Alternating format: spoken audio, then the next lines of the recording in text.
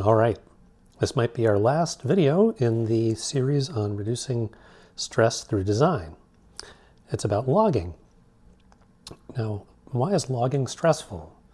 Well, my stress story began when I first came on this project, and I needed to write some code to try to figure out from the log files that were generated by part of our system what went wrong, what was going on when things went wrong.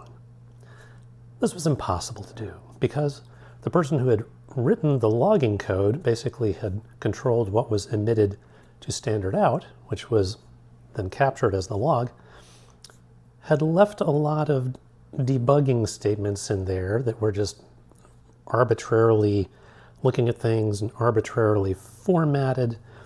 And in order to write a parser to look through the hundreds of files I needed to look through, it was a nightmare because nothing was formatted in a way that was consistent.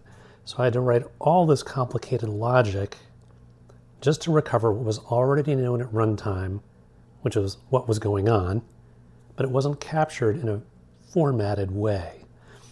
So that's a big thing, is writing your logs to be parsable.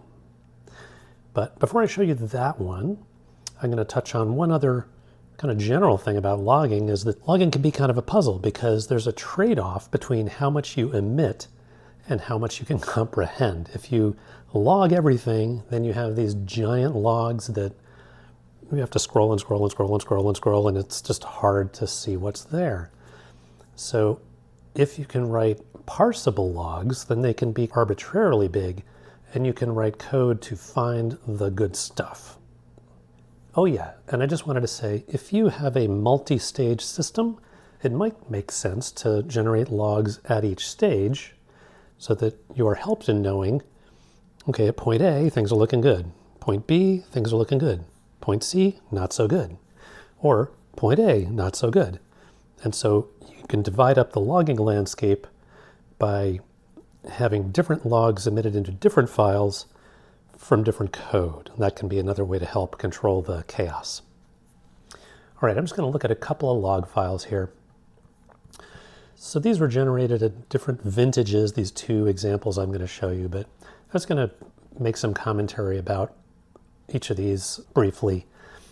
So here we see this looks pretty well structured, and by structured I mean I could write code that could take this line and I could say, how did the person who wrote this want this to be divided up? Oh, I see, there's a comma in between each field. And each field has a key and a value. So I could split this on comma and make a list of things, and then for each of those, split that on the colon and get the value. So easy to write code to chew on each of these lines. And in this particular log, it looks like the structured line alternating with dictionary output. It looks redundant to what was put there. I don't know what that was. But then we come down here and we fall into a slightly less structured spot where there's some sort of summary. This could have been done better, a little bit more structured, if care had been taken.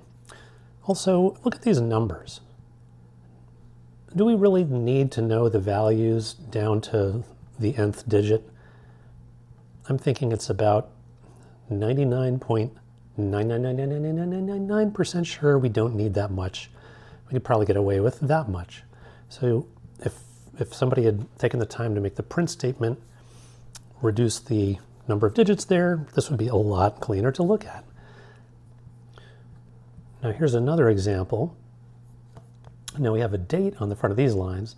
Now putting a date in there is important if you need to measure how long it took to do things. You can queue off those dates. I'm a fan of that. One other thing to point out here is that here we have which component is emitting this statement, scene classifier, and then we get into the check pointer, and then we get into game state. So that's helpful to keep track of. So when you're starting out and just building your system, and you aren't at the point where you need to look back yet, you can still design logs by just thinking ahead. What am I going to need to look back and figure out, how can the system make mistakes? What are the important things I want to note when it makes mistakes? And just keep a list of those and make sure that you put them in the log in a structured way. I like to have a logging function that I pass stuff to, and it takes care of all the formatting, so that the formatting for the log is all in one place before you pass it to like the Python logger. All right, that's all I have time for. Got an appointment I got to go to. So we'll see you in the next series. Take care.